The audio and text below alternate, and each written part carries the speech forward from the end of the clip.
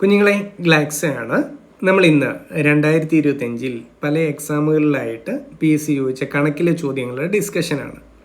അതിൻ്റെ 7ാമത്തെ part video ആണ്. Start ചെയ്താലോ? ഒന്നാമത്തെ ചോദ്യം, A-B എന്നീ പൈപ്പുകൾ യഥാക്രമം 12 മണിക്കൂറും 15 മണിക്കൂറും കൊണ്ടാണ് ഒരു ടാങ്ക് നിറയ്ക്കുന്നത്.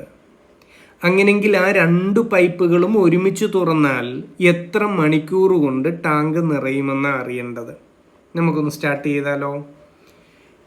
A എന്നും B എന്നും 2 പൈപ്പുകളുണ്ട് അല്ലേ? A എത്ര സമയം എടുക്കുന്നു? 12 മണിക്കൂർ കൊണ്ടാണ് ടാങ്ക് നിറയ്ക്കുന്നത്. Bയോ 15 മണിക്കൂർ കൊണ്ടാണ് ടാങ്ക് നിറയ്ക്കുന്നത്. അപ്പോൾ ആദ്യം നമുക്കിവിടെ ചെയ്യാനുള്ളത് ടോട്ടൽ വർക്ക് കണ്ടുപിടിക്കുന്നു.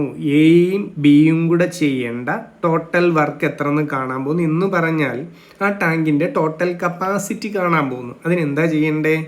12ൻ്റെയും 15ൻ്റെയും LCM എടുത്ത് എഴുതി വെച്ചാൽ മതി. LCM തന്നെ വേണമെന്നില്ല, 12 കൊണ്ടും 15 കൊണ്ടും ഹരിക്കാൻ കഴിയുന്ന ഏതൊരു സംഖ്യ എടുത്ത് എഴുതി വെച്ചാലും മതി. 60 ഞാൻ എടുത്തോട്ടെ. 12ൻ്റെയും 15ൻ്റെയും LCM 60ആണ്. 60 തന്നെ വേണമെന്നില്ല, ഞാൻ വീണ്ടും പറയുന്നു. 120 240 ഒക്കെ എഴുതി വെച്ചാലും കുഴപ്പമില്ല. 12 കൊണ്ടും 15 കൊണ്ട് ഹരിക്കാൻ പറ്റണം, അത്രയേ ഉള്ളൂ. അപ്പോൾ ഇവിടെ ഞാൻ LCM ആയ 60നെ എടുക്കുക. അപ്പോൾ ആ ടാങ്കിൻ്റെ ടോട്ടൽ കപ്പാസിറ്റിയാണ് 60 എന്ന് പറഞ്ഞാൽ എയും ബിയും ചെയ്യേണ്ട ടോട്ടൽ വർക്കാണ് 60 എന്ന് അസ്യൂം ചെയ്യാം. ക്ലിയർ ആണോ? ഇനി എന്താ, എയുടെ എഫിഷ്യൻസി എത്ര, ബിയുടെ എഫിഷ്യൻസി എത്രയാണെന്ന് ഞാൻ കാണാൻ പോവാം. എയുടെ എഫിഷ്യൻസി എത്ര, ബിയുടെ എഫിഷ്യൻസി എത്ര എന്ന് കാണാൻ പോകാം. അതിന് എന്ത് ചെയ്താൽ മതി? എയുടെ എഫിഷ്യൻസി കാണാൻ 60നെ 12 കൊണ്ട് ഹരിച്ചാൽ മതി. 60നെ 12 കൊണ്ട് ഹരിക്കുമ്പോൾ എത്ര? 5. അങ്ങനെയെങ്കിൽ ബിയുടെ എഫിഷ്യൻസി കാണാൻ ഞാൻ എന്താ ചെയ്യണ്ടേ? 60നെ 15 കൊണ്ട് ഹരിക്കണം. 60നെ 15 കൊണ്ട് ഹരിച്ചാൽ എത്ര? 4. ഓക്കെ ആണോ? അങ്ങനെയെങ്കിൽ ഞാൻ ചോദിച്ചോട്ടെ, എയുടെയും ബിയുടെയും ടോട്ടൽ എഫിഷ്യൻസി എത്രയെന്ന് ചോദിച്ചാൽ 5ഉം 4ഉം കൂടെ കൂട്ടി 9 അവരുടെ ടോട്ടൽ എഫിഷ്യൻസി എന്ന് നമുക്ക് പറയാം. ഇതുവരെ ക്ലിയർ ആണോ? നമുക്കറിയേണ്ടത് എയും ബിയും ഒരുമിച്ച് എത്ര സമയം കൊണ്ട് ആ ജോലി തീർക്കുമെന്ന, ഇല്ലെങ്കിൽ ആ ടാങ്ക് നിറയ്ക്കുമെന്നാണ് അറിയേണ്ടത്. ടാങ്കിൻ്റെ ടോട്ടൽ കപ്പാസിറ്റി എത്ര? 60ആണ്. അപ്പോൾ 60 നിറയ്ക്കാൻ 9 എഫിഷ്യൻസി ഉള്ളവർക്ക് എത്ര സമയം വേണമെന്നാണ് കാണേണ്ടത്. അപ്പോൾ 60/9. ക്ലിയർ ആയോ? ടോട്ടൽ വർക്ക് 60ആണ്, ടോട്ടൽ കപ്പാസിറ്റി 60ആണ്. 9 എഫിഷ്യൻസി ഉള്ളവർ എത്ര സമയം കൊണ്ട് നിറയ്ക്കുമെന്ന് കാണാൻ 60/9. ഓക്കെ അല്ലേ എൻ്റെ കുട്ടികൾ?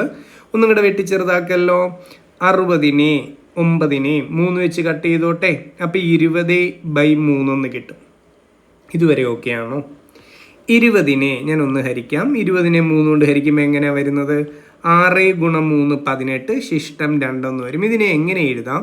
6 and 2/3 എന്ന് എഴുതരുതോ? ഞാൻ എഴുതിക്കോട്ടെ. അപ്പോൾ ഞാൻ എഴുതുകയാണ്. 20/3 എന്ന് പറഞ്ഞാൽ 6 and 2/3 മണിക്കൂർ എന്ന് നമുക്ക് കിട്ടും. ഇതുവരെ ഓക്കെ ആണോ എൻ്റെ കുട്ടികൾക്ക്? 12 മണിക്കൂറും 15 മണിക്കൂറുമാണ് തന്നിരിക്കുന്ന പാരാമീറ്റർ. അപ്പോൾ നമുക്ക് കിട്ടുന്ന ആൻസറും മണിക്കൂറിലാണ്. അപ്പോൾ നമുക്ക് 6 and 2/3 മണിക്കൂർ എന്നൊരു ആൻസർ കിട്ടി. പക്ഷെ ചോയ്സിൽ അങ്ങനെ അല്ലല്ലോ കിടക്കുന്നത്. അപ്പോൾ നമുക്ക് ചോയ്സിൽ കിടക്കുന്നവരായിട്ടുള്ള മാച്ചിങ് നോക്കണം. എങ്ങനെയാണ്? ചോയ്സിൽ ഒരു പാർട്ട് മണിക്കൂറാണ്, ഒരു പാർട്ട് മിനിറ്റാണ്. അപ്പോൾ ഒന്നുമില്ല, 6 and 2/3 മണിക്കൂർ എന്ന് പറയുമ്പോൾ എൻ്റെ കുട്ടികൾ ഒന്ന് മനസ്സിലാക്കിയേ, ഇവിടെ ഒരു 6 മണിക്കൂറും ഉണ്ട്, പിന്നെ ആരും ഉണ്ട്, ഒരു 2/3 മണിക്കൂറും ഉണ്ടെന്നാണ് അതിൻ്റെ മീനിങ്. ക്ലിയർ ആയോ? 6 മണിക്കൂറും ഉണ്ട്, ഒരു 2/3 മണിക്കൂറും ഉണ്ട്. ഇനി നോക്കേണ്ടത് എന്താ? ഈ 2/3 മണിക്കൂർ എത്ര മിനിറ്റ് ആണെന്ന് നോക്കണം അല്ലേ? കാരണം ചോയ്സിൻ്റെ സെക്കൻഡ് പാർട്ടി മിനിറ്റാണ് കിടക്കുന്നത്. മണിക്കൂറിനെ മിനിറ്റ് ആക്കാൻ എന്ത് ചെയ്താൽ മതി? 60 കൊണ്ട് ഗുണിച്ചാൽ മതി. 60 മിനിറ്റ് ചേരുന്നത് 1 മണിക്കൂർ. അപ്പോൾ 60 കൊണ്ട് ഗുണിച്ചാൽ അതങ്ങ് മിനിറ്റിലായിക്കോളും. ഓക്കെ ആണോ എൻ്റെ കുട്ടികളെ? ഇനി ക്യാൻസലേഷൻ എങ്ങനെയാ? 3ഉം 60ഉം വെട്ടിപ്പോയില്ലേ? 3 × 20 60. അപ്പോൾ നമുക്ക് ഫൈനലൈസ് ചെയ്യാം. നമ്മുടെ ആൻസർ 6 മണിക്കൂറും 20 × 2 40 മിനിറ്റുമാണ് ആ ടാങ്ക് നിറയ്ക്കാൻ എയ്ക്കും ബിക്കും കൂടെ ഒരുമിച്ച് പ്രവർത്തിച്ചാൽ, ഒരുമിച്ച് തുറന്നാൽ വേണ്ടി വരുന്ന സമയം. ക്ലിയർ ആയോ? എളുപ്പമല്ലേ? അപ്പോൾ അവിടെ മിനിറ്റിലേക്ക് ആക്കണം എന്നൊരു പ്രശ്നമേ ഉള്ളൂ, വേറെ ബുദ്ധിമുട്ടുകളൊന്നും ഇല്ലാത്തൊരു ചോദ്യമാണ്. അടുത്ത ചോദ്യത്തിലേക്ക് പോയാലോ നമുക്ക്? 2ാമത്തെ ചോദ്യം.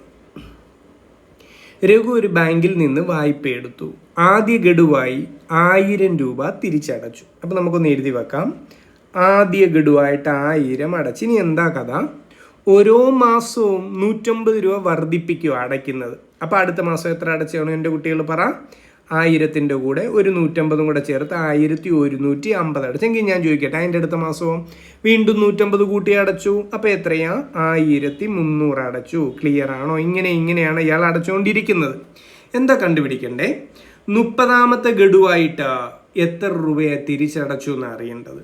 എന്ന് പറഞ്ഞാൽ ഈ കാണുന്നത് എന്താ? ഒരു സമാന്തര ശ്രേണിയാണ് അല്ലേ? ഒരേ പദം കൂട്ടി മുന്നോട്ട് പോകുന്ന ഒരു സമാന്തര ശ്രേണി എന്നാണ് വിളിക്കുന്നത്. അപ്പോൾ ഇതൊരു സമാന്തര ശ്രേണിയാണെന്ന് മനസ്സിലാക്കാം. അപ്പോൾ ഇവിടെ കണ്ടുപിടിക്കേണ്ട ആ സമാന്തര ശ്രേണിയുടെ 30ാമത്തെ പദമാണ്. സമാന്തര ശ്രേണിയുടെ ഏതൊരു സമാന്തര ശ്രേണിയുടെ n-ാം പദം കാണുന്ന ഇക്വേഷൻ പറയുന്നോട് a+n-1 × d ആണ്. ഏതൊരു സമാന്തര ശ്രേണിയുടെ n-ാം പദം കാണാൻ നമ്മൾ യൂസ് ചെയ്യുന്ന ഇക്വേഷനാണ് a+n-1 × d. അങ്ങനെങ്കിൽ ഇവിടെ കാണേണ്ടത് എന്താ? 30ാമത്തെ പദമാ. ഞാൻ സബ്സ്റ്റിറ്റ്യൂട്ട് ചെയ്തോട്ടെ. എ എന്ന് പറയുന്നത് എന്താ? ആദ്യ പദം. അതെത്രയാ? 1000 തന്നെ. പ്ലസ് n-1 30 - 1 എത്രയാ?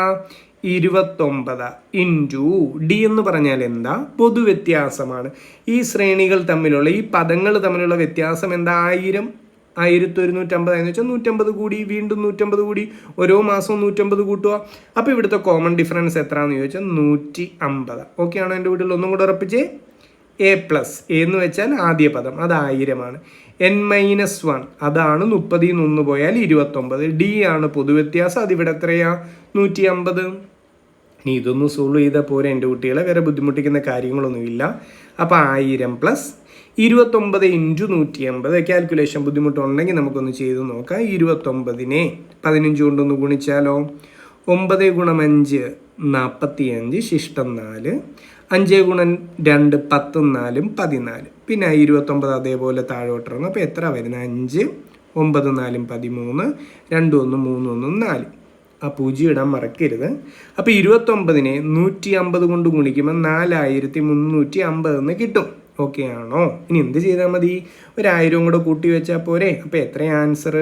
5350 രൂപയാണ് 30ാമത്തെ ഗഡുവായിട്ട് അയാൾ അടയ്ക്കാൻ പോകുന്നത്. എളുപ്പമല്ലേ എൻ്റെ കുട്ടികളെ? മുന്നോട്ട് പോയാലോ? ശരി, അടുത്ത ചോദ്യം. ഒരു ദിവസം എത്ര തവണയാണ് ക്ലോക്കിലെ സൂചികൾ ലംബകോണിലായിരിക്കുന്നത്? ലംബകോൺ എന്ന് വെച്ചാൽ എന്താ? 90 ഡിഗ്രിയിൽ വരുന്നത് എത്ര തവണയെന്നാണ് ചോദിച്ചിരിക്കുന്നത്. പഠിച്ചു വെക്കണം. 24 മണിക്കൂറിലെ കണക്കെടുത്താൽ ക്ലോക്കിലെ സൂചികൾ 90 ഡിഗ്രിയിൽ വരുന്നത് 44 തവണയാണ്. ഒരുപാട് തവണ ചോദിച്ചൊരു ചോദ്യമാണ്. അതേപോലെ 12 മണിക്കൂറിൻ്റെ കണക്കും കൂടെ 12 മണിക്കൂറിൽ റൈറ്റ് ആംഗിളിൽ വരുന്നത് എത്ര തവണയെന്ന് ചോദിച്ചാൽ 22 തവണയാണ്. ക്ലിയർ ആണോ? 90 ഡിഗ്രി സൂചികൾക്കിടയിൽ ഫോം ചെയ്യുന്ന ഒക്കേഷൻസാണ് പറയുന്നത്. ഒരു ദിവസത്തെ കണക്കെടുത്താൽ 44 തവണയും 12 മണിക്കൂറിലെ കണക്കെടുത്താൽ 22 തവണയുമാണ്. ക്ലിയർ ആണല്ലോ അല്ലേ? മുന്നോട്ട് പോയിക്കോട്ടെ. അതേപോലെ ഞാൻ ചോദിച്ചോട്ടെ, ഇത് 90 ഡിഗ്രിയുടെ കഥയാണ് ഞാൻ പറഞ്ഞത്. അതിനൊപ്പം പഠിക്കേണ്ട കാര്യങ്ങൾ 0 ഡിഗ്രി ആണെങ്കിൽ ഒരു ദിവസം എത്ര തവണ? 22 തവണ. ഓപ്പോസിറ്റ് ആണെങ്കിലോ എന്ന് പറഞ്ഞാൽ 180 ഡിഗ്രി ആണെങ്കിലോ അതും ഒരു ദിവസം 22 തവണയാണ്. അതേപോലെ നേർരേഖ എന്ന പൊസിഷൻ, നേർരേഖ ഒരു ദിവസം എത്ര തവണയാ? 44 തവണയാണ്. അപ്പോൾ ഈ കൗണ്ടെല്ലാം മറക്കരുത്. 0 ഡിഗ്രിയിൽ വരുന്നത് 22 തവണ, 180 ഡിഗ്രിയിൽ വരുന്നതും 22 തവണ, സ്ട്രെയിറ്റ് ലൈനിൽ വരുന്നത് 44 തവണ, 90 ഡിഗ്രി വരുന്നതും 44 തവണ. ക്ലിയർ ആണല്ലോ? ശരി, മുന്നോട്ട് പോയിക്കോട്ടെ. അടുത്ത ചോദ്യം. ഒരു തെരഞ്ഞെടുപ്പിൽ ആകെ 2 സ്ഥാനാർത്ഥികൾ മത്സരിക്കുന്നു. അതിൽ ഒരാൾക്ക് 48% വോട്ട് ലഭിച്ചെങ്കിലും 256 വോട്ടിന് അയാൾ പരാജയപ്പെടുകയാണ് ചെയ്തത് എങ്കിൽ ആകെ വോട്ടർമാരുടെ എണ്ണം എത്ര എന്നാണ് ചോദ്യം. ഓക്കെ ആണോ എൻ്റെ കുട്ടികളെ? ടോട്ടൽ വോട്ടേഴ്സിനെ ഞാൻ 100% ഒന്ന് എടുത്തോട്ടെ. അപ്പോൾ ഇവിടെ ഒരാൾ തോറ്റ കഥയാണ് പറയുന്നത്. ടോട്ടൽ വോട്ടേഴ്സിനെ ഞാൻ 100% ഒന്ന് എടുത്തു. എന്നിട്ട് എന്താ പറയുന്നത്? 48% വോട്ട് കിട്ടിയ ഒരാളുടെ കഥ പറയുന്നുണ്ടെന്ന് പറഞ്ഞാൽ തോറ്റുപോയവനത് അല്ലേ? ഫെയിലായവൻ്റെ കഥയാണ് പറയുന്നത്. അപ്പം ഞാൻ ചോദിച്ചോട്ടെ, ഈ കണക്ക് പറയുമ്പോൾ തന്നെ എൻ്റെ കുട്ടികൾക്ക് ഒരു കാര്യം കൂടി എഴുതാമല്ലോ. 100ൽ 48 തോറ്റെങ്കിൽ ബാക്കി 52 ജയിച്ചവനാണ്. 52% വോട്ടും ജയിച്ചവൻ കൊണ്ടുപോയി. ക്ലിയർ ആണോ? ഇനി ശ്രദ്ധിക്കേണ്ട കാര്യം, ഈ തന്നിരിക്കുന്ന 256 എന്താണ്?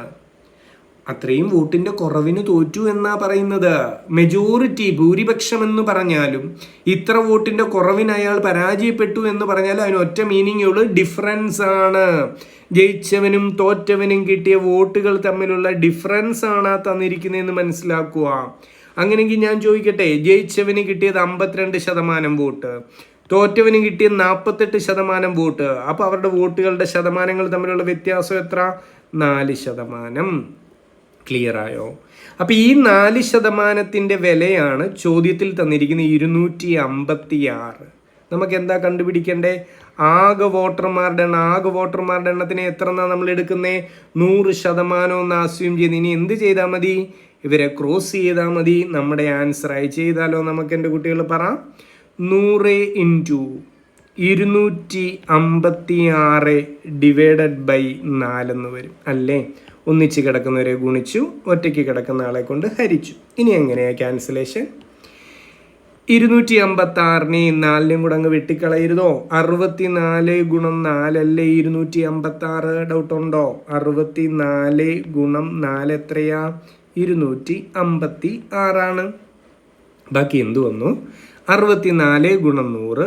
ടോട്ടൽ വോട്ടേഴ്സിൻ്റെ എണ്ണം എത്ര എന്ന് ചോദിച്ചാൽ 6400 ഇവിടുത്തെ ടോട്ടൽ വോട്ടേഴ്സിൻ്റെ എണ്ണം. ക്ലിയർ ആയോ എൻ്റെ കുട്ടികൾക്ക്? എളുപ്പമല്ലേ? എപ്പോഴും വരുന്നൊരു പാറ്റേൺ ആണ് ഇതൊക്കെ കേട്ടോ, ശ്രദ്ധിച്ച് പഠിക്കുക. അപ്പോൾ ഇവിടെ ശ്രദ്ധിക്കേണ്ട ഒരു കാര്യം, ഈ തന്നിരിക്കുന്നത് ജയിച്ചവന് കിട്ടിയ വോട്ടോ തോറ്റവന് കിട്ടിയ വോട്ടോ അല്ല, രണ്ടു പേർക്കും കൂടെ കിട്ടിയ വോട്ടിൻ്റെ വ്യത്യാസമാണ്. ഓക്കെ, മുന്നോട്ട് പോയിക്കോട്ടെ. അടുത്ത ചോദ്യം. ഒരു നിശ്ചിത തുകയുടെ 2 വർഷത്തെ കൂട്ടുപലിശ 315 രൂപ, അതേ തുകയുടെ സാധാരണ പലിശ 300 രൂപ എങ്കിൽ പലിശ നിരക്ക് എത്ര എന്നാണ് ചോദിച്ചിരിക്കുന്നത്. ഓക്കെ ആണോ എൻ്റെ കുട്ടികളെ? നിങ്ങൾക്കറിയാം, ആദ്യത്തെ വർഷത്തെ കൂട്ടുപലിശ സാധാരണ പലിശ സെയിമാണ്. ഫസ്റ്റ് ഇയറിൽ കൂട്ടുപലിശ സാധാരണ പലിശ സെയിമാണ്. രണ്ടാമത്തെ വർഷം തൊട്ടാണ് ഫസ്റ്റ് ഇയറിൽ കൂട്ടുപലിശ സാധാരണ പലിശ സെയിമാണെന്ന് നിങ്ങൾക്കറിയാം. സെക്കൻഡ് ഇയർ തൊട്ടാണ് ഇതിൻ്റെ അകത്ത് ചേഞ്ച് വരുന്നത്. പലിശയിൽ ആ ചേഞ്ച് വരുന്നത് എന്തുകൊണ്ടാണ്? പലിശയ്ക്ക് പലിശ കിട്ടും. കൂട്ടുപലിശയ്ക്കകത്ത് പലിശയ്ക്ക് പലിശ കിട്ടുന്നത് കൊണ്ടാണ് ഈ ഒരു ഡിഫറൻസ് വരുന്നത്. അപ്പോൾ ആദ്യം ചിന്തിക്കേണ്ടത് ഇവിടെ എന്ത് ഡിഫറൻസ് വന്നു? Simple interest 300. Simple interest 300. Compound interest എത്ര കിട്ടി? 315 കിട്ടി. അപ്പോൾ എന്ത് ഡിഫറൻസാണ് വന്നേ? ഒരു 15 രൂപയുടെ ഡിഫറൻസ് അവിടെ വന്നിട്ടുണ്ടല്ലേ? എൻ്റെ കുട്ടികൾ പറ, അതെന്താണ്? പലിശയുടെ പുറത്ത് വന്ന പലിശ അല്ലേ? അപ്പം ചിന്തിക്കുക, ആദ്യത്തെ വർഷം എന്ത് പലിശ വന്നു? 2 വർഷം കൊണ്ട് സിമ്പിൾ ഇൻട്രസ്റ്റ് 300 കിട്ടി എന്ന് പറയുമ്പം 1 വർഷം കൊണ്ട് സിമ്പിൾ ഇൻട്രസ്റ്റ് എത്ര ആയിരിക്കും എൻ്റെ കുട്ടികളെ? 300ൻ്റെ പകുതി 150 ആയിരിക്കും. ക്ലിയർ ആയോ? അപ്പം ആദ്യത്തെ വർഷം എനിക്ക് കിട്ടിയ സിമ്പിൾ ഇൻട്രസ്റ്റും 150. ആദ്യത്തെ വർഷത്തെ സിമ്പിൾ ഇൻട്രസ്റ്റും കോമ്പൗണ്ട് ഇൻട്രസ്റ്റും സെയിം ആണെന്ന് ഞാൻ പറഞ്ഞു അല്ലേ? കോമ്പൗണ്ട് ഇൻട്രസ്റ്റും 150. അടുത്ത വർഷവും ഈ 150 കിട്ടും. പിന്നെ കോമ്പൗണ്ട് ഇൻട്രസ്റ്റിൽ എക്സ്ട്രാ ഈ 15 കൂടെ കിട്ടി. ലോജിക്കാണ് ഞാൻ പറയുന്നത് കേട്ടോ. അപ്പം എന്താ ചിന്തിക്കണ്ടേ? ഈ എക്സ്ട്രാ വന്ന 15 ഈ പലിശയുടെ പുറത്ത് പലിശ കയറിയതാ അല്ലേ? അപ്പം അത് എത്ര ശതമാനം ഒന്ന് നോക്കിയാൽ പോരെ? എക്സ്ട്രാ വന്ന 15 ആദ്യത്തെ വർഷത്തെ പലിശയായ 150ൻ്റെ എത്ര ശതമാനമെന്ന് ഞാൻ നോക്കാൻ പോവാം. ഒന്നും കൂടെ, എക്സ്ട്രാ വന്ന 15 ആദ്യത്തെ വർഷത്തെ പലിശയായ 150ൻ്റെ എത്ര ശതമാനം എന്ന് നോക്കാൻ പോകുന്നു. ക്ലിയർ ആയോ? 0 വെട്ടിപ്പോവും. 150/15 ഇവിടുത്തെ പലിശ നിരക്ക് എത്ര? 10% ഇവിടുത്തെ പലിശ നിരക്കെന്ന് നമുക്ക് പറയാം. ക്ലിയർ ആണോ എൻ്റെ കുട്ടികൾക്ക്? ലോജിക്കിലാണ് ഞാൻ പറഞ്ഞു. ഇനിയിപ്പോൾ ഷോർട്ട് കട്ട് വേണമെങ്കിൽ ഒരു ഇക്വേഷനായിട്ടൊക്കെ ഇത് പഠിച്ചു വെക്കണമെങ്കിൽ ഇങ്ങനെയുള്ള ചോദ്യങ്ങളൊക്കെ എപ്പോഴും റിപ്പീറ്റ് ചെയ്യുന്നതാണ്. അത് ഇത്രയേ ഉള്ളൂ. ഡിഫറൻസ് ഡിവൈഡഡ് ബൈ എന്താ? ഡിഫറൻസ് ഡിവൈഡഡ് ബൈ സിമ്പിൾ ഇൻട്രസ്റ്റിൻ്റെ പകുതി. ചോദ്യത്തിൽ പറയുന്ന സിമ്പിൾ ഇൻട്രസ്റ്റിൻ്റെ പകുതി ഇൻറ്റു 100 നമ്മുടെ ആൻസർ ആയിരിക്കും. ഷോർട്ട് കട്ടായിട്ട് ലോജിക്കൊന്നും ഇല്ലാതെ കാണാതെ പഠിക്കണമെന്ന് നിർബന്ധമുള്ളവരുണ്ടെങ്കിൽ ഇത് പഠിച്ചു വെക്കുക. തന്നിരിക്കുന്ന തുകകൾ തമ്മിലുള്ള ഡിഫറൻസ് എത്രയാണ്? ഡിവൈഡഡ് ബൈ സാധാരണ പലിശയുടെ പകുതി ഇൻറ്റു 100 നമ്മുടെ ആൻസർ ആണ്. ഓക്കെ ആണല്ലോ? ശരി, പറഞ്ഞോട്ടെ. അടുത്ത ചോദ്യം ഇതാണ്. ഒരാൾ എക്സിൽ നിന്ന് വൈയിലേക്ക് മണിക്കൂറിൽ 30 കിലോമീറ്റർ വേഗതയിൽ സഞ്ചരിച്ചു. തിരികെ മണിക്കൂറിൽ 20 കിലോമീറ്റർ വേഗതയിൽ സഞ്ചരിച്ചു. അപ്പോൾ ഒന്ന് ശ്രദ്ധിക്കുക. കഥ ഇങ്ങനെയാണ്. എക്സിൽ നിന്ന് അയാൾ വൈയിലേക്ക് പോയി, ആ സ്പീഡ് തരുന്നുണ്ട്. വൈയിൽ നിന്ന് തിരിച്ച് എക്സിലേക്കും വന്നിട്ടുണ്ട്. ഓക്കെ ആണോ എൻ്റെ കുട്ടികളെ? എക്സിൽ നിന്ന് വൈയിലേക്ക് ഏത് സ്പീഡിൽ പോയി? 30 സ്പീഡിൽ പോയി. തിരിച്ചു വന്നതോ 20 സ്പീഡിലാണ്. ഞാൻ ചോദിക്കട്ടെ, തുല്യ ദൂരങ്ങളാണ് സഞ്ചരിച്ചത്. അങ്ങനെങ്കിൽ ആ വ്യക്തിയുടെ ശരാശരി വേഗത ഞങ്ങൾ കണ്ടാലോ? ആവറേജ് സ്പീഡ് കാണുന്ന ഇക്വേഷൻ എന്താ? ആ വ്യക്തി സഞ്ചരിച്ചത് തുല്യ ദൂരങ്ങളാണെങ്കിൽ മാത്രം, രണ്ട് വേഗത എക്സും വൈയും ആണെങ്കിൽ ശരാശരി വേഗത കാണുന്ന ഷോർട്ട് കട്ട് ഇക്വേഷൻ 2xy/x+y. എന്താ? ഈ ഇക്വേഷൻ അപ്ലൈ ചെയ്യണമെങ്കിൽ കണ്ടീഷൻ ഉണ്ട്, അയാൾ ട്രാവൽ ചെയ്ത ദൂരങ്ങൾ സെയിം ആയിരിക്കണം. ഇവിടെ ദൂരങ്ങൾ സെയിം ആണല്ലോ. എക്സിൽ നിന്ന് വൈ പോയി, വൈയിൽ നിന്ന് എക്സിൽ വന്നു, അപ്പം ദൂരങ്ങൾ സെയിം ആ. അങ്ങനെങ്കിൽ ആദ്യം ശരാശരി വേഗത അങ്ങ് കണ്ടുപിടിക്കാം അല്ലേ? പറയൂ. സ്പീഡ് കാണാൻ 2xy, രണ്ട് വേഗത എക്സ് എന്നും വൈ എന്നും എടുത്ത്, അപ്പോൾ നമുക്ക് 2 ഇൻറ്റു ഒരു വേഗത 30, ഒരു വേഗത 20 ഡിവൈഡഡ് ബൈ x+y എത്രയാ? 30 + 20 50. ക്ലിയർ ആണോ? പ്രൊസീഡ് ചെയ്യാമല്ലോ. അപ്പോൾ എന്താ വരുന്നത്? ആവറേജ് സ്പീഡ് കാണാനായിട്ട് 2 ഇൻറ്റു 30 × 20 എത്ര? 600 ഡിവൈഡഡ് ബൈ 50 എന്ന് വരും അല്ലേ? 0 വെട്ടിപ്പോവും. ഇങ്ങനെയാ ക്യാൻസലേഷൻ. 0 ക്യാൻസലാണ്. പിന്നെ 5 കയറി 60 വിട്ടു അല്ലേ? 5 × 12 60. ബാക്കി എന്താ വരിക? 12 × 2. ആ വ്യക്തിയുടെ ശരാശരി വേഗത എത്രയെന്ന് ചോദിച്ചാൽ 24 km/h. ഇത്രയും ക്ലിയർ ആയോ എൻ്റെ കുട്ടികൾക്ക്? ശരാശരി വേഗത കണ്ടുപിടിച്ചു വെച്ചു. നമുക്കതൊന്നും അല്ലല്ലോ വേണ്ടേ, അയാൾ സഞ്ചരിച്ച ദൂരമാ കാണണ്ടേ അല്ലേ? ഡിസ്റ്റൻസാ കാണണ്ടേ? ഇക്വേഷൻ പറ. ഡിസ്റ്റൻസ് കാണാൻ സ്പീഡ് ഇൻറ്റു ടൈമാണ്. നിങ്ങൾക്കറിയാം സ്പീഡ് എത്ര എന്ന് കിട്ടി? 24 എന്ന് കിട്ടി. സമയം എത്ര? 10 മണിക്കൂറാണ് അയാൾ യാത്രക്കെടുത്തതെന്ന് പറയുന്നു. അപ്പോൾ 24 × 10 240 കിലോമീറ്റർ എന്ന ആൻസർ കിട്ടും. ഓക്കെ ആണോ എൻ്റെ കുട്ടികൾ? ചോയ്സിൽ 240 ഉണ്ടെങ്കിൽ ചാടിക്കേറി അങ്ങ് മാർക്ക് ചെയ്തേക്കരുത്. എന്താണ് കിട്ടിയത്? അയാൾ സഞ്ചരിച്ച ആകെ ദൂരമാണ്, അയാൾ സഞ്ചരിച്ച ടോട്ടൽ ഡിസ്റ്റൻസ് ആണ്. ടോട്ടൽ ഡിസ്റ്റൻസ് എന്ന് പറയുമ്പോൾ എക്സിൽ നിന്ന് വൈ പോയി, വൈയിൽ നിന്ന് തിരിച്ച് എക്സിൽ വന്നു. ഇതാണല്ലോ സഞ്ചരിച്ച ആകെ ദൂരം. ചോദ്യത്തിൽ ടോട്ടൽ ഡിസ്റ്റൻസ് അല്ല ചോദിച്ചിരിക്കുന്നത്. എന്താ ചോദിച്ചിരിക്കുന്നത്? എക്സിൽ നിന്ന് വൈയിലേക്കുള്ള ദൂരം എത്ര എന്ന് മാത്രമേ ചോദിച്ചിട്ടുള്ളൂ. എന്ന് പറഞ്ഞാൽ വൺ സൈഡ് ഡിസ്റ്റൻസ് അറിഞ്ഞാൽ മതി നമുക്ക് അല്ലേ? അങ്ങോട്ടും ഇങ്ങോട്ടും കൂടി 240 എന്ന് പറയുമ്പം ഒരു സൈഡ് എത്രയെന്ന് കാണാൻ 240/2. നമ്മുടെ ആൻസർ 120 കിലോമീറ്റർ. ക്ലിയർ ആയോ എൻ്റെ കുട്ടികൾക്ക്? ഒരു സൈഡ് ഡിസ്റ്റൻസേ ചോദിച്ചിട്ടുള്ളൂ, അതുകൊണ്ടാണ് ടോട്ടൽ ഡിസ്റ്റൻസിൻ്റെ പകുതി ഞാൻ എടുത്തത്. എൻ്റെ കുട്ടികൾ ഓക്കെയാ? നമുക്ക് മുന്നോട്ട് പോയാലോ? ശരി, അടുത്ത ചോദ്യം. ഒരു ക്ലാസ്സിലെ ആൺകുട്ടികളുടെയും പെൺകുട്ടികളുടെയും ശരാശരി ഭാരം 40 കിലോഗ്രാം. അപ്പോൾ ടോട്ടൽ ക്ലാസ്സിൻ്റെ ആവറേജ് വെയിറ്റ് തന്നിട്ടുണ്ട് 40 കിലോഗ്രാം. ആൺകുട്ടികളുടെ സെപ്പറേറ്റ് പറയുന്നുണ്ട്, പെൺകുട്ടികളുടെ സെപ്പറേറ്റ് പറയുന്നുണ്ട്. അപ്പം ഞാൻ ആ കഥകളൊന്ന് സെപ്പറേറ്റ് തന്നെ എഴുതി വെക്കട്ടെ. Boys, girls. പറയണ്ട കുഞ്ഞുങ്ങൾ. ബോയ്സിൻ്റെ ശരാശരി മാർക്ക് എത്രയാണ്? 42. ഗേൾസിൻ്റെ ശരാശരി മാർക്ക് എത്ര? 35. ടോട്ടൽ ക്ലാസ്സിൻ്റെ എത്ര? 40 കിലോഗ്രാം. ശ്രദ്ധിക്കുക, ടോട്ടൽ ക്ലാസ് 40 എനിക്ക് ഇവിടെ എഴുതി വെക്കാൻ പറ്റുമോ? ഇല്ല, അത് ബോയ്സിൻ്റെയാണ്. ഇവിടെ എഴുതി വെക്കാൻ പറ്റുമോ? അത് ഗേൾസാണ്. ടോട്ടൽ ക്ലാസ് എന്ന് പറയുമ്പോൾ അതിൽ ബോയ്സും ഉണ്ട് ഗേൾസും ഉണ്ട്. അപ്പോൾ ആ 40 എവിടെ എഴുതി വെക്കും? ബോയ്സിനും ഗേൾസിനും ഒരേപോലെ അസസ് ചെയ്യാവുന്ന പൊസിഷനായി, രണ്ടുപേർക്കും തുല്യ അവകാശമായതുകൊണ്ട് ടോട്ടൽ ആവറേജിനെ അവരുടെ കറക്റ്റ് മിഡിലിൽ പ്ലേസ് ചെയ്തു. ഇത്ര ഓക്കെ ആണോ? ഇനി എൻ്റെ കുട്ടികളോട് ഞാൻ ആവശ്യപ്പെടുന്നത് ക്രോസിന് ഡിഫറൻസ് ഒന്ന് കാൽക്കുലേറ്റ് ചെയ്യാൻ. അതുകൊണ്ട് ഇങ്ങനെ ഓക്കെ ആണോ? ഇങ്ങനെ ക്രോസ് ഡിഫറൻസ് എടുക്കാനാണ് ഞാനൊന്ന് പറയുന്നത്. എത്ര വരും? 40 35 വ്യത്യാസം 5, 42 40 വ്യത്യാസം 2. അപ്പം 5ഉം 2 കിട്ടി, അല്ലെങ്കിൽ 5:2 കിട്ടി. അതെന്തെന്ന് ചോദിച്ചാൽ ബോയ്സിൻ്റെയും ഗേൾസിൻ്റെയും എണ്ണങ്ങൾ തമ്മിലുള്ള അംശബന്ധമാണ്. ഈ കിട്ടിയ 5:2 എന്തെന്ന് ചോദിച്ചാൽ ബോയ്സിൻ്റെയും ഗേൾസിൻ്റെയും കൗണ്ടുകൾ തമ്മിലുള്ള റേഷ്യോ ആണ്. ഓക്കെ ആണോ? ഇനി ചോദ്യത്തിൽ എന്താ പറയുന്നത്? ചോദ്യത്തിൽ പറയുന്നു ആ ക്ലാസ്സിൽ 25 ആൺകുട്ടികളുണ്ട്. നമ്മളിപ്പം കണ്ടുപിടിച്ച് വെച്ചതേ ഉള്ളൂ ബോയ്സിന്റെ റേഷ്യോ എത്രയാ? വേണ്ട ബോയ്സിന്റെ സൈഡിൽ വന്ന റേഷ്യോ 5. അപ്പം നമുക്ക് എഴുതി വെക്കാം 5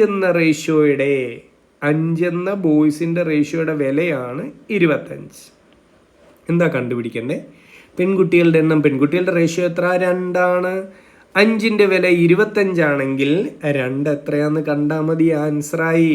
5 25 ആയത് 5 × 5 ചെയ്തപ്പോഴേ, അപ്പം 2 × 5 ചെയ്താലും മതി. ഇനി ക്രോസ് ചെയ്യണമെന്ന് നിർബന്ധമുള്ളവർ ക്രോസ് ചെയ്യുക. 2 × 25 / 5. 5ഉം 25ഉം 5 വെച്ച് വെട്ടിപ്പോവും.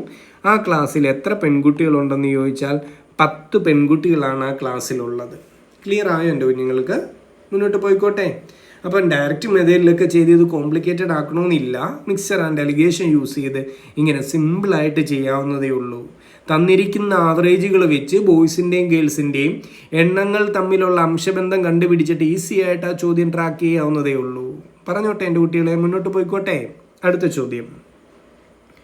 ഒരു ക്ലോക്കിലെ സമയം 9:15 ആണെങ്കിൽ കണ്ണാടിയിൽ അതിൻ്റെ പ്രതിബിംബം കാണിക്കുന്ന സമയം എത്ര എന്നാണ്? ആദ്യം എൻ്റെ കുട്ടികൾ നോക്കേണ്ടത് തന്നിരിക്കുന്ന സമയം 11 മണിക്ക് താഴെയാണോ എന്ന് ഉറപ്പിക്കണം. ആണല്ലോ, 9:15 എന്നൊക്കെ പറയുമ്പം 11 മണിക്ക് താഴെയുള്ളൊരു സമയമാണ്. അപ്പോൾ പഠിച്ചു വെക്കുക. തന്നിരിക്കുന്ന സമയം 11 മണിക്ക് താഴെയാണെങ്കിൽ 11 മണി 60 മിനിറ്റിന്ന് എത്രയെന്നാ? 11 മണി 60 മിനിറ്റിന്ന് തന്നിരിക്കുന്ന സമയം ഒന്ന് കുറച്ച് എഴുതിയാൽ മതി, നമ്മുടെ ആൻസറായി. ഓക്കെ ആണോ? അപ്പം 11:60 9:15 ഞാൻ കുറച്ച് എഴുതുകയാണ്. 11 9 പോയാൽ 2, 60 15 പോയാൽ 45. നമ്മുടെ ആൻസർ എത്ര? 2 മണി 45 മിനിറ്റ് ആയിരിക്കും പ്രതിബിംബത്തിൽ കാണാൻ പോകുന്ന സമയം. ക്ലിയർ ആണോ ഇത്രയും? അപ്പോൾ ഇവിടെ ഞാൻ പറഞ്ഞൊരു പോയിന്റ്, തന്നിരിക്കുന്ന സമയം 11 മണിക്ക് താഴെ ആയിരിക്കണം. അതാ നമ്മൾ കണ്ടീഷൻ പറഞ്ഞത്. അപ്പോൾ 11 വെച്ചാൽ കണ്ടീഷൻ പറഞ്ഞത്. അപ്പോൾ എൻ്റെ കുട്ടികൾ ഒന്ന് പഠിച്ചു വെക്കുക. തന്നിരിക്കുന്ന സമയം 11 മണിക്ക് താഴെയാണെങ്കിൽ എന്ത് ചെയ്യണമെന്ന് ഇപ്പം പഠിച്ചു അല്ലേ? അപ്പോൾ ഒന്ന് മനസ്സിലാക്കുക. 11 മണിക്ക് താഴെയെങ്കിൽ 11:60 കുറച്ച് എഴുതണം. അപ്പോൾ അടുത്ത ചോദ്യം ഓട്ടോമാറ്റിക്കായിട്ട് അവിടെ വരുന്നല്ലോ. 11 മണിക്ക് മുകളിലുള്ള ഒരു സമയമാണെങ്കിൽ എന്ന് വെച്ചാൽ ഇപ്പം 11:35 തന്നിട്ട് പ്രതിബിംബ സമയം ചോദിച്ചാൽ എന്ത് ചെയ്യണം? 23:60 കുറച്ച് വെക്കണം. ഓക്കെ ആണോ? 11 താഴെയെങ്കിൽ 11:60 കുറയ്ക്കുക. 11 മണിക്ക് മുകളിലെങ്കിൽ 23:60 കുറച്ചാൽ മതി. അതേപോലെ ഒരു പോയിന്റും കൂടെ എൻ്റെ കുഞ്ഞുങ്ങൾ പഠിക്കുക. തന്നിരിക്കുന്നത് കൃത്യമായ സമയമാണെങ്കിൽ, കൃത്യമായ മണിക്കൂറാണെങ്കിൽ, കൃത്യമായ സമയം എന്നല്ല, കൃത്യമായ മണിക്കൂറാണെങ്കിൽ എന്ന് പറഞ്ഞാൽ ഇപ്പോൾ 8 മണി 9 മണി 7 മണി ഇതൊക്കെ തന്നിട്ട് പ്രതിബിംബ സമയം ചോദിച്ചാൽ 12 നിന്നങ്ങ് കുറച്ച് എഴുതിയാൽ മതി. 12 മണിന്ന് കുറച്ച് എഴുതിയാൽ മതി. അപ്പോൾ 3 പോയിന്റ് ഒരിക്കൽ കൂടി പറഞ്ഞ്, പ്രതിബിംബ സമയവുമായി റിലേറ്റ് ചെയ്തൊരു ചോദ്യം വരുമ്പം തന്നിരിക്കുന്ന സമയം 11 മണിക്ക് താഴെയെങ്കിൽ 11 മണി 60 മിനിറ്റ് കുറച്ചെഴുതുക. 11 മണിക്ക് മുകളിലെങ്കിൽ 23 മണി 60 മിനിറ്റ് കുറച്ചെഴുതുക. കൃത്യമായ മണിക്കൂറാണെങ്കിൽ 12 മണി കുറച്ചെഴുതുക. അത്രയേ ഉള്ളൂ കാര്യം. ക്ലിയർ ആയോ? അപ്പോൾ ആ ചോദ്യങ്ങൾ ഇനി എങ്ങനെ വന്നാലും എൻ്റെ കുട്ടികൾ ചെയ്യുമല്ലോ. മുന്നോട്ട് പോയിക്കോട്ടെ. അടുത്ത ചോദ്യം. 2007 ജനുവരി 1 തിങ്കളാഴ്ചയാണെങ്കിൽ 2017 ജനുവരി 1 ഏത് ദിവസം എന്നറിയണം. ഷോർട്ട് കട്ട് ഞാൻ പറഞ്ഞു തരാം. ആദ്യത്തെ സ്റ്റെപ്പ്, 2007 സ്റ്റാർട്ടിങ് ഇയർ അല്ലേ? എങ്ങോട്ടാ പോകേണ്ടത്? 2017 പോകേണ്ടത്. അപ്പോൾ ആദ്യം നോക്കേണ്ടത് 2007 2017 വരെ എത്ര വർഷത്തെ ഗ്യാപ്പ് ഉണ്ടെന്ന് നോക്കണം. എത്ര വർഷത്തെ ഗ്യാപ്പാ? 10 വർഷത്തെ ഗ്യാപ്പാ. ഇനി എൻ്റെ കുട്ടികൾ ചിന്തിക്കേണ്ടത്, ഈ 10 വർഷത്തെ ഗ്യാപ്പിനിടയ്ക്ക് എത്ര ലീപ്പ് ഇയേഴ്സ് വരുന്നുണ്ടെന്ന് നോക്കണം, എത്ര അതിവർഷങ്ങൾ വരുന്നുണ്ടെന്ന് നോക്കണം. ചുമ്മാ ഒന്ന് പറഞ്ഞു നോക്കി. 2007 കഴിഞ്ഞ് വരുന്ന അതിവർഷങ്ങൾ 2008 വരും അല്ലേ? പിന്നെ ആര് വരും? 4 കൊണ്ട് ഹരിക്കാൻ പറ്റുന്നവർ 2012 വരും. പിന്നെ ആര് വരും? 2016 വരും. അപ്പോൾ ഇതിൻ്റെ ഇടയിൽ എത്ര ലീപ്പ് ഇയേഴ്സ് കയറി വരും എന്ന് ചോദിച്ചാൽ 3 ലീപ്പ് ഇയേഴ്സ് കയറി വരും. അപ്പം ടോട്ടൽ കൗണ്ട് എത്ര? 10ഉം 3ഉം 13 ടോട്ടൽ കൗണ്ട് കിട്ടിയത്. ഓക്കെ ആണോ? ഇനി എൻ്റെ കുഞ്ഞുങ്ങൾ നോക്കേണ്ടത്, ഈ 13 എന്ന ടോട്ടൽ കൗണ്ടിൽ എത്ര ഒറ്റ ദിവസം ഉണ്ടെന്ന് നോക്കണം. ഒറ്റ ദിവസം കാണുന്നത് എങ്ങനെയാ? തന്നിരിക്കുന്ന കൗണ്ടിനെ 7 കൊണ്ട് ഹരിക്കുക, എന്നിട്ട് ശിഷ്ടം നോക്കുക. 13ൻ്റെ അകത്ത് 7 ഒരു തവണയാണ്, ശിഷ്ടം 6 വന്നു. അപ്പോൾ എന്ത് മനസ്സിലായി? ഇവിടുത്തെ ഒറ്റ ദിവസങ്ങളുടെ കൗണ്ട്, ഒറ്റ ദിവസം ഓഡ് ഡേയ്സിൻ്റെ കൗണ്ട് എത്ര എന്ന് കിട്ടി? 6 ദിവസങ്ങളാണ് ഇവിടെ ഉള്ളതെന്ന് മനസ്സിലായി. ഇനി ഒന്നുമില്ല. ചോദ്യത്തിൽ തന്നിരിക്കുന്ന ദിവസമായ തിങ്കളാഴ്ചയുടെ കൂടെ ഈ 6 ദിവസം അങ്ങ് കൂട്ടി വെക്കുക. ക്ലിയർ ആയോ? കഴിഞ്ഞില്ലേ? ചൊവ്വ, ബുധൻ, വ്യാഴം, വെള്ളി, ശനി, ഞായർ അല്ലേ? അപ്പോൾ നമ്മുടെ ആൻസർ എത്രയാ? സൺഡേ ആയിരിക്കും 2017 ജനുവരി 1 എന്ന് പറയുന്നത്. എളുപ്പമല്ലേ? 2 സ്റ്റെപ്പേ ഉള്ളൂ. എത്ര വർഷത്തെ ഗ്യാപ്പ് ഉണ്ടെന്ന് നോക്കുന്നു, അതിനിടയിൽ ഏതൊക്കെ ലീപ് ഇയേഴ്സ് വന്നു കയറുമെന്ന് നോക്കുന്നു. പിന്നെന്താ, ഒറ്റ ദിവസം കാണുന്നു. ടോട്ടൽ കൗണ്ട് എടുത്തിട്ട് ഒറ്റ ദിവസം കണ്ടാൽ മതി. അതങ്ങ് കൂട്ടി വെച്ചാൽ നമ്മുടെ ജോലി കഴിഞ്ഞു. എളുപ്പമല്ലേ? മുന്നോട്ട് പോയിക്കോട്ടെ. അടുത്ത ചോദ്യം. ഒരു ക്ലോക്കിൻ്റെ മിനിറ്റ് സൂചിക്ക് 4 സെൻറ്റിമീറ്റർ നീളമുണ്ട്. ക്ലോക്കിലെ സമയം 2 മണി 10 മിനിറ്റിൽ നിന്ന് 2 മണി 25 മിനിറ്റിലേക്ക് മാറിയാൽ മിനിറ്റ് സൂചിയുടെ അഗ്രം സഞ്ചരിക്കുന്ന ദൂരം എത്ര? നല്ലൊരു ക്വസ്റ്റ്യൻ ആണത്. ആദ്യം മനസ്സിലാക്കേണ്ടത്, മിനിറ്റ് സൂചി 2 മണി 10 മിനിറ്റിൽ നിന്ന് എവിടെ എത്തി? 2 മണി 25 മിനിറ്റിലെത്തി എന്ന് പറഞ്ഞാൽ എത്ര മിനിറ്റ് അത് സഞ്ചരിച്ച്? ഒരു 15 മിനിറ്റ് അല്ലേ? 2:10 നിന്ന് 2:25 എന്ന് പറഞ്ഞാൽ അത് സഞ്ചരിച്ചത് ഒരു 15 മിനിറ്റാണ്. ഒരു മിനിറ്റിൽ മിനിറ്റ് സൂചി 6 ഡിഗ്രിയാണ് സഞ്ചരിക്കുന്നതെന്ന് എൻ്റെ കുട്ടികൾക്ക് അറിയാം. അങ്ങനെയെങ്കിൽ ഈ 15 മിനിറ്റ് കൊണ്ട് അവൻ എത്ര സഞ്ചരിച്ചു എന്ന് ചോദിച്ചാൽ 15 × 6 90 ഡിഗ്രിയാണ് സഞ്ചരിച്ചിരിക്കുന്നത്. ഓക്കെ ആണോ? ഈ പറയുന്ന ടൈം ഇൻ്റർവെൽ കൊണ്ട് നമ്മുടെ മിനിറ്റ് സൂചി 90 ഡിഗ്രിയാണ് സഞ്ചരിച്ചത്. അപ്പോൾ ഈ 90 ഡിഗ്രി സഞ്ചരിക്കുമ്പം ആ മിനിറ്റ് സൂചിയുടെ അഗ്രം സഞ്ചരിച്ച് ദൂരം എത്ര എന്ന് ഞാൻ എൻ്റെ കുട്ടികളോടൊന്ന് ചോദിച്ചിട്ട് ഒരു ബേസ് ലെവൽ ലോജിക്ക് ചോദിച്ചോട്ടെ. ഒരു മിനിറ്റ് സൂചി കംപ്ലീറ്റ് റൊട്ടേറ്റ് ചെയ്യുന്നു. മിനിറ്റ് സൂചി ഞാൻ ഉദ്ദേശിച്ച ഇതാണ്. മിനിറ്റ് സൂചി ഇവിടുന്ന് സ്റ്റാർട്ട് ചെയ്ത് ഇങ്ങനെ കംപ്ലീറ്റ് റൊട്ടേഷൻ. അത് എത്ര ഡിഗ്രിയാണ്? 360 ഡിഗ്രിയാണ് അല്ലേ? 360 ഡിഗ്രി സഞ്ചരിക്കുമ്പം ആ അഗ്രം സഞ്ചരിച്ച ദൂരം എത്രയാണെന്ന് ചോദിച്ചാൽ അതേണ്ട ഇതാണ് ആ ദൂരം. ഇതെന്താണ്? ആ വൃത്തത്തിൻ്റെ ചുറ്റളവല്ലേ? അപ്പം 360 ഡിഗ്രി സഞ്ചരിക്കുമ്പം 360 ഡിഗ്രി ആംഗിൾ തിരിയുമ്പം മിനിറ്റ് സൂചിയുടെ അഗ്രം സഞ്ചരിച്ച ദൂരം എത്രയാണെന്ന് ചോദിച്ചാൽ ആ സർക്കിളിൻ്റെ ചുറ്റളവ എന്ന് പറഞ്ഞാൽ 2πr ആണ്. ഓക്കെ ആണോ? അപ്പം 360 ഡിഗ്രി സഞ്ചരിച്ചെങ്കിൽ ട്രാവൽ ചെയ്ത ദൂരം 2πr ആണ്. ഇവിടെ പക്ഷേ 360 ഡിഗ്രി സഞ്ചരിച്ചില്ലല്ലോ. എത്രയേ സഞ്ചരിച്ചോളൂ? 90 ഡിഗ്രിയെ സഞ്ചരിച്ചോളൂ. അപ്പം 90 ഡിഗ്രി സഞ്ചരിച്ചപ്പം സഞ്ചരിച്ച ദൂരം എത്ര എന്ന് കാണാൻ പോവാം. 360 സഞ്ചരിച്ചാൽ 2πr ആണ് സഞ്ചരിക്കുന്നത്. ഇവിടെ 360 ആംഗിൾ ടേൺ ചെയ്തിട്ടില്ല. എത്ര ടേൺ ചെയ്തിട്ടുള്ളൂ? 90 ടേൺ ചെയ്തിട്ടുള്ളൂ. അങ്ങനെങ്കിൽ എത്ര ദൂരം സഞ്ചരിച്ചു എന്ന് കാണാൻ 2πr ഇൻറ്റു ഒന്നിച്ച് കിടക്കുന്നവരെ ഗുണിക്കുന്നു, ഒറ്റയ്ക്ക് കിടക്കുന്ന ആളെ കൊണ്ട് ഹരിക്കുന്നു. അതല്ലേ ചെയ്യേണ്ടത്? Divided by 360. ഇത്രയും ഓക്കെ ആണോ? 90 ഡിഗ്രി സഞ്ചരിക്കുമ്പം 90 ഡിഗ്രി ആംഗിൾ തിരിയുമ്പം മിനിറ്റ് സൂചിയുടെ അറ്റം സഞ്ചരിച്ച ദൂരം എത്ര എന്നാണ് ഈ എഴുതി വെച്ചിരിക്കുന്നത്? ഒന്ന് വെട്ടിക്കളയരുതോ? 90നെ 360നെ വെട്ടാലോ എൻ്റെ കുട്ടികൾക്ക്? അപ്പോൾ എങ്ങനെയാണ് വരുന്നത്? 2πr ഡിവൈഡഡ് ബൈ 90 360 4 വെച്ച് വെട്ടിപ്പോ അല്ലേ? 90 × 4 ആണ് 360 എന്ന് നിങ്ങൾക്കറിയാം. ഓക്കെ ആണോ? ഇത്രയും.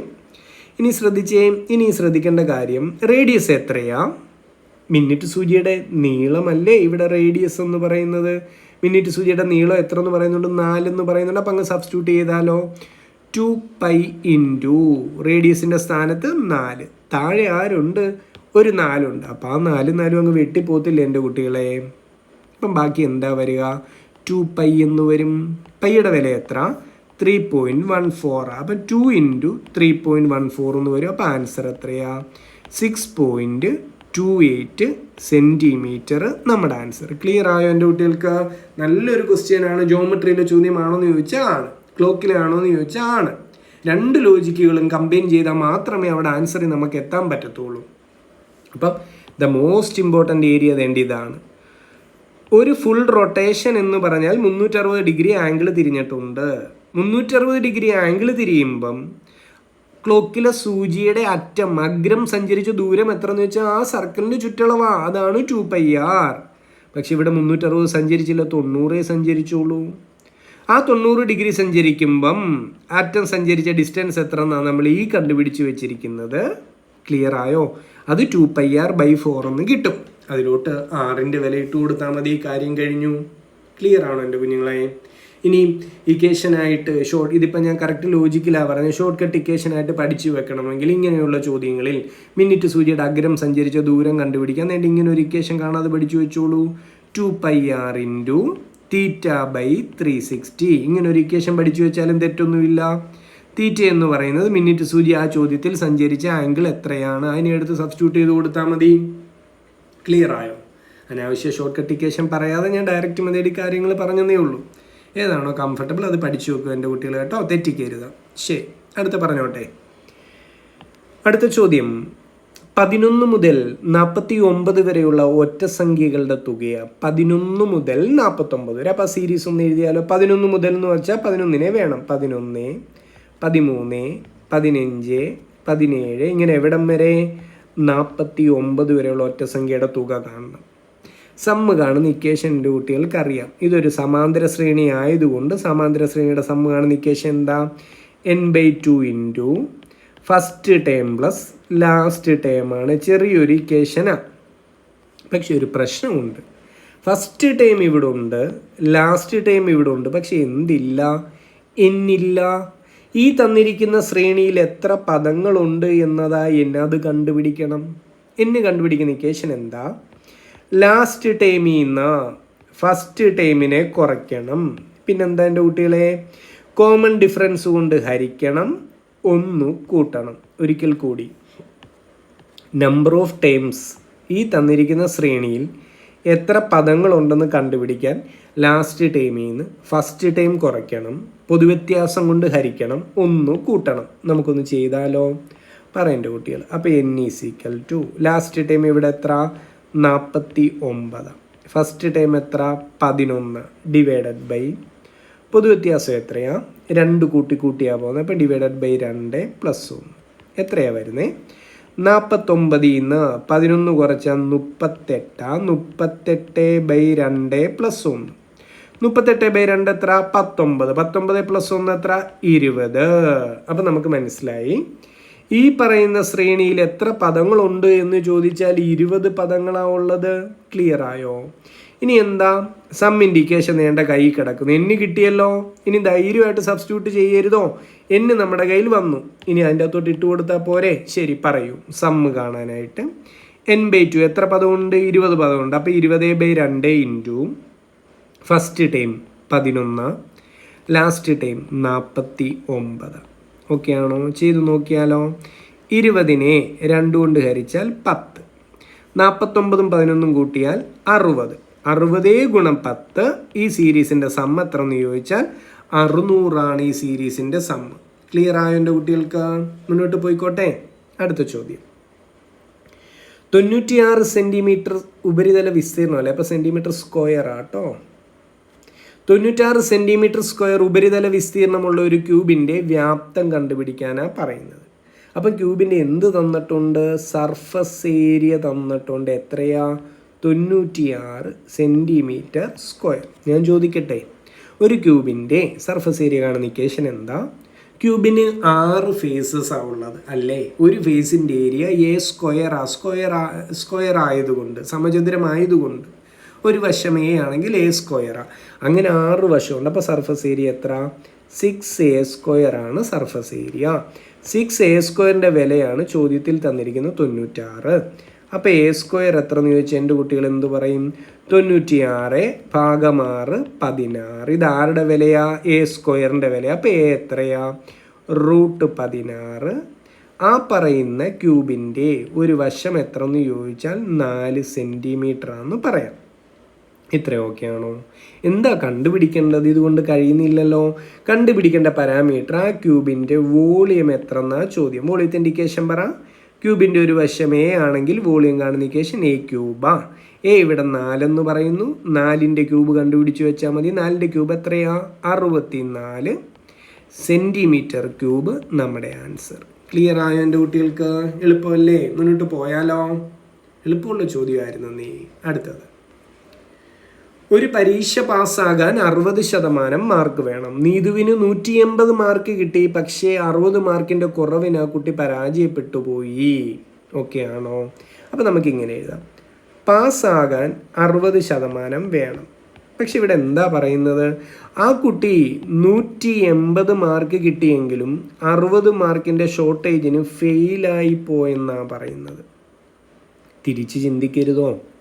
ഫെയിലായ മൊമെൻറ്റിൽ നിന്നുകൊണ്ട് എൻ്റെ കുട്ടികൾ തിരിച്ച് ചിന്തിക്കുക. എന്താ ചിന്തിക്കണ്ടേ?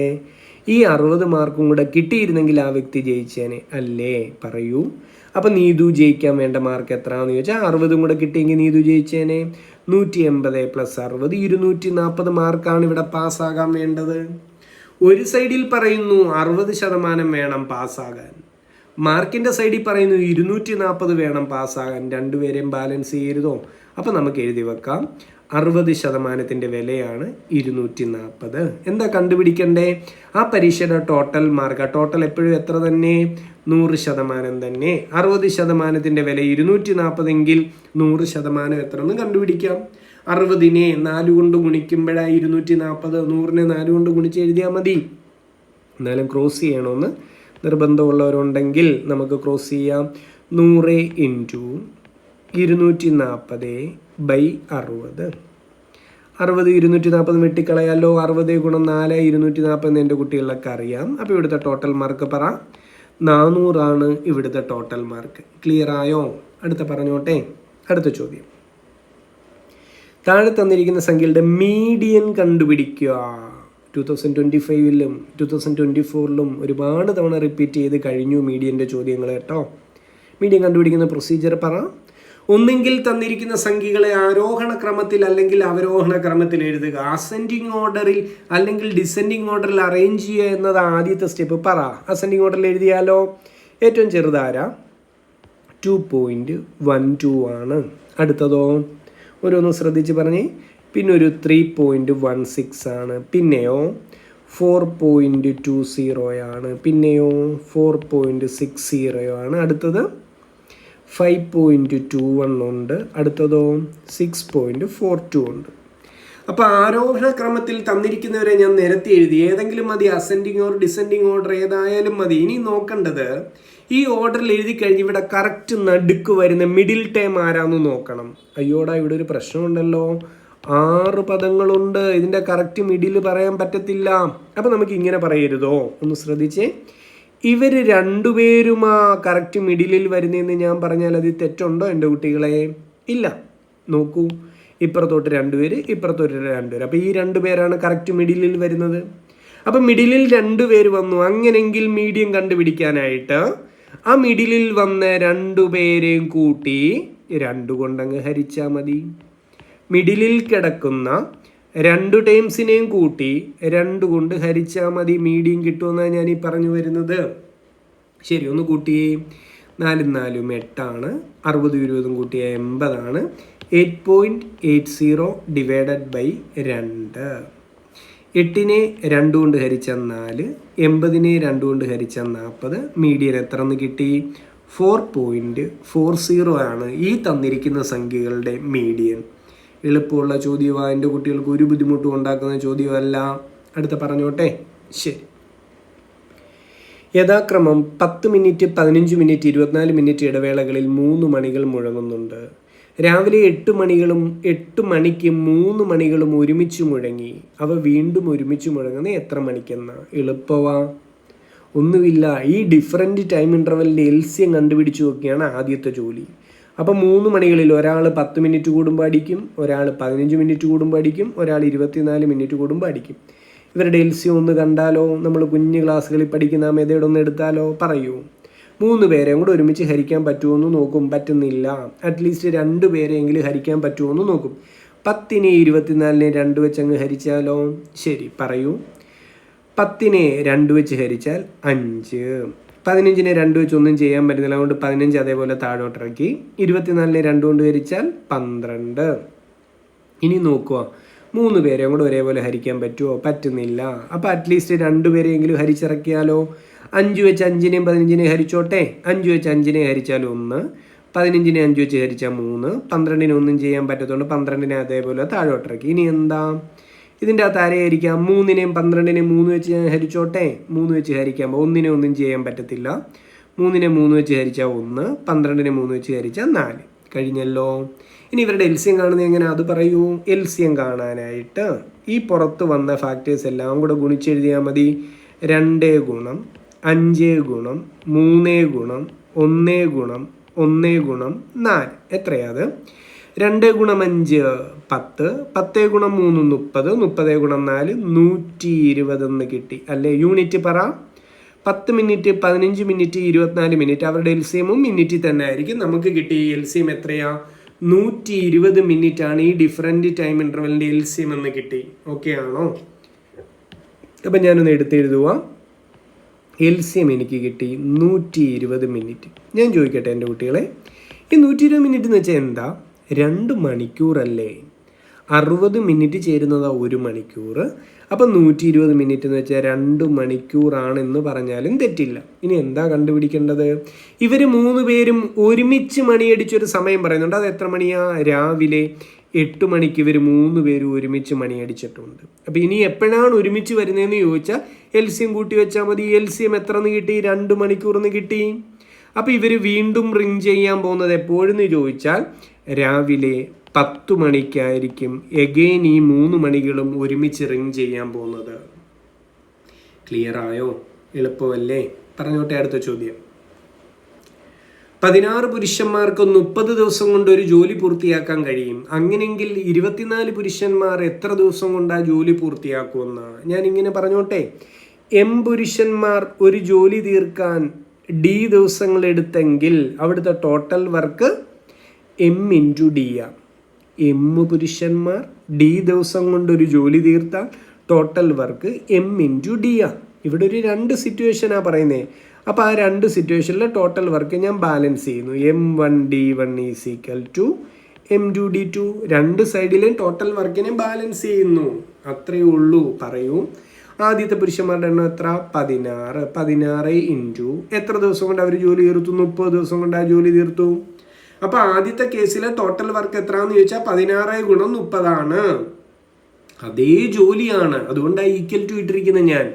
അതേ ജോലി 24 പേര് എത്ര ദിവസം കൊണ്ട് തീർക്കുമെന്നാണ് അറിയേണ്ടത്. ഒന്ന് റീഅറേഞ്ച് ചെയ്താൽ D2 കണ്ടുപിടിക്കാനായിട്ട് 16 × 30 / 24 എന്ന് കിട്ടും അല്ലേ? 16 × 30 എത്ര? കട്ട് ചെയ്യുന്നതിന് മുമ്പ് സിമ്പിളി നമുക്ക് അങ്ങനെ നീങ്ങി 16 ഗുണം 3 48. ഒരു 0 കൂടി ഇട്ടാൽ പോരെ. / 24. ഇനി എങ്ങനെ വെട്ടിപ്പോന്നേ? 24 48 വെട്ടിക്കളയരുതോ? 24 ഗുണം 2 അല്ലേ 48. ഇനി ആ 0 കൂടി ഇട്ട് കൊടുക്കുക. അപ്പോൾ എത്ര ദിവസം വേണം? 20 ദിവസം വേണ്ടി വരും 24 പുരുഷന്മാർക്ക് ആ ജോലി പൂർത്തിയാക്കാൻ. ക്ലിയർ ആയോ? ഓക്കെ ആണോ എൻ്റെ കുട്ടികൾ? ശരി, ഒന്നുമില്ല. M1D1 = M2D2. ടോട്ടൽ വർക്കിനെ 2 സൈഡിലും ബാലൻസ് ചെയ്തിരിക്കുക. ആൾക്കാരുടെ എണ്ണത്തിനെ ദിവസം കൊണ്ട് ഗുണിച്ചാൽ ടോട്ടൽ വർക്ക് കിട്ടും. അതാണ് അവിടെ യൂസ് ചെയ്ത ലോജിക്ക്. പറയട്ടെ അടുത്ത ചോദ്യം. 24 സെൻറ്റിമീറ്റർ ഉയരവും 6 സെൻറ്റിമീറ്റർ ബേസ് റേഡിയസുമുള്ള ഒരു കോണിനെ ഉരുക്കി ഒരു ഗോളത്തിൻ്റെ രൂപത്തിലാക്കുന്നു. അങ്ങനെയെങ്കിൽ ഗോളത്തിൻ്റെ ആരം എത്ര? മെൽറ്റിംഗ് എന്ന പ്രോസസ്സാണ് ഇവിടെ നടക്കുന്നത്. മെൽറ്റിംഗ് എന്ന പ്രോസസ്സിൽ വോളിയം കോൺസ്റ്റൻ്റ് ആയിട്ട് നിൽക്കും. ഞാൻ പറഞ്ഞ് മനസ്സിലായോ? എന്ന് പറഞ്ഞാൽ കോണിന് വോളിയം ഓഫ് കോൺ ഇങ്ങനെ എഴുതാം. കോണിന് എന്ത് വോളിയം ഉണ്ടോ അതേ വോളിയം ആർക്ക് കിട്ടും? സ്പിയറിന് കിട്ടും. അതാണ് അതിൻ്റെ ലോജിക്ക്. കോണിൻ്റെ വോളിയത്തിൻ്റെ ഇക്വേഷൻ എന്നോട് പറയുമോ? എന്താ അത്? 1/3 πr² ആണ്. സ്പിയറിൻ്റെ വോളിയത്തിൻ്റെ ഇക്വേഷനോ 4/3 πr³ സ്പിയർ ആയതുകൊണ്ട് ക്യാപിറ്റൽ R എന്നിടാം കേട്ടോ, R3. ക്ലിയർ ആണോ ഇത്രയും? ശരി, ആരൊക്കെ ക്യാൻസലാവും? ശ്രദ്ധിച്ച് പറ. 3യും 3യും ക്യാൻസലായി, പൈയും ക്യാൻസലായി അല്ലേ? ബാക്കി എടുത്ത് എഴുതിക്കോട്ടെ. ബാക്കി എന്ത് വന്നു? ലെഫ്റ്റ് സൈഡിലൊരു R²H, റൈറ്റ് സൈഡിലൊരു 4r³ ഇതാണ് വരുന്നത്. ഓക്കെ ആണോ? ഒരു കോണിനെ ഉരുക്കി സ്പിയർ ഉണ്ടാക്കി എന്ന് പറയുമ്പം അതിനെ ബാലൻസ് ചെയ്യുന്ന ഇക്വേഷൻ ഇതാണ്. കാണാതൊന്നും പഠിക്കണമെന്നില്ല. എന്തായാലും വോളിയത്തിൻ്റെ ഇക്വേഷൻ പഠിക്കുന്നതാണല്ലോ. അതിന് അപ്പുറം ഇപ്പുറം ഇട്ട് നമ്മളൊന്ന് ബാലൻസ് ചെയ്യുന്നു, അത്രയേ ഉള്ളൂ. സബ്സ്റ്റിറ്റ്യൂട്ട് ചെയ്ത് കൊടുത്താലോ? ഇക്വേഷനിലേക്ക് ഓരോ പാരാമീറ്റേഴ്സും പറ. R²H, R എന്ന് പറയുന്ന കോണിൻ്റെ ലെഫ്റ്റ് സൈഡിൽ കോണിൻ്റെ ഞാൻ എഴുതിക്കോട്ടെ. എന്താ പറയുന്നത്? 24 സെൻറ്റിമീറ്റർ ഉയരവും 6 സെൻറ്റിമീറ്റർ ബേസ് റേഡിയസ്. അപ്പം റേഡിയസ് 6. r² ഇൻറ്റു ഹൈറ്റ് എത്രയാ 24. ശരി, that should be equal to, ഇനി സ്പിയറിൻ്റെ കഥയാ 4 ഇൻറ്റു ക്യാപിറ്റൽ r³. ആ ആരമാണ് കണ്ടുപിടിക്കേണ്ടത്. ശരി, പറ. r³ ഒരു സൈഡിലിട്ടാൽ ഒന്ന് റീഅറേഞ്ച് ചെയ്താൽ എന്തു വരും? r² ഇൻറ്റു 24 ഭാഗം 4 എന്ന് വരും. ഓക്കെ ആണോ എൻ്റെ കുട്ടികൾ? എങ്ങനെയാണ് ക്യാൻസലേഷൻ നടക്കുന്നത്? 4 കയറി 24 വെട്ടു അല്ലേ? 4 ഗുണം 6 അല്ലേ 24. അപ്പോൾ എന്താ കിട്ടുന്നത് നോക്കിയേ. r³ എന്ന് പറയുന്നത് r² ഇൻറ്റു r എന്താ? r³.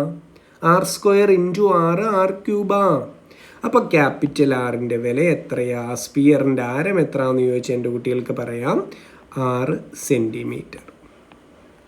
ഓക്കെ ആണോ? മനസ്സിലായോ? എളുപ്പമല്ലേ? അപ്പോൾ ആ ഇക്വേഷൻസിനെ ഒന്ന് ബാലൻസ് ചെയ്താൽ മതി. എന്നല്ല കാണാതെ പഠിക്കേണ്ട കാര്യമൊന്നും അവിടെ ഇല്ല എൻ്റെ കുട്ടികളെ. പറഞ്ഞോട്ടെ അടുത്ത ചോദ്യം. ഒരു ക്യൂബോയിഡിൻ്റെ വശങ്ങൾ 1:2:3 എന്ന അനുപാതത്തിലാണ്. ലെങ്ത്, ബ്രെഡ്ത്ത്, ഹൈറ്റ്, അതാണല്ലോ അവരുടെ വശങ്ങൾ. അപ്പോൾ ഈ റേഷ്യോ 1:2:3 ആ റേഷ്യോ എന്ന് പറയുമ്പോൾ ഞാനിങ്ങനെ എടുത്തോട്ടെ. ലെങ്ത് എത്രയെന്ന് ചോദിച്ചാൽ 1 ഇങ്ങനെ എഴുതാം. ലെങ്ത് എത്രയെന്ന് ചോദിച്ചാൽ 1x, ബ്രെഡ്ത്ത് എത്രയെന്ന് ചോദിച്ചാൽ 2x, ഹൈറ്റ് എത്രയെന്ന് ചോദിച്ചാൽ 3x. അങ്ങനെ അങ്ങ് എടുത്തോട്ടെ. 1:2:3 റേഷ്യോയിൽ നിന്ന് ലെങ്തും ബ്രെഡ്ത്തും ഹൈറ്റും നമ്മൾ അസ്യൂം ചെയ്യുന്നു, അത്രയേ ഉള്ളൂ. ഇനി എന്താ തന്നിരിക്കുന്നത്? ഉപരിതല വിസ്തീർണമാണ്. ഒരു ക്യൂബോയിഡിൻ്റെ ഉപരിതല വിസ്തീർണം കാണുന്ന ഇക്വേഷൻ എന്നോട് പറ. 2 into LB plus BH plus LH. എല്ലാവരെയും തമ്മിൽ ഗുണിക്കുന്നു, അത്രയേ ഉള്ളൂ. ബുദ്ധിമുട്ടിക്കുന്ന ഒന്നുമില്ല. നമുക്കൊന്ന് ഗുണിച്ചാലോ? 2 ഇൻറ്റു, എൻ്റെ കുട്ടികൾ ശ്രദ്ധിച്ച് പറയണം, LB length into breadth. Length എത്രയാ?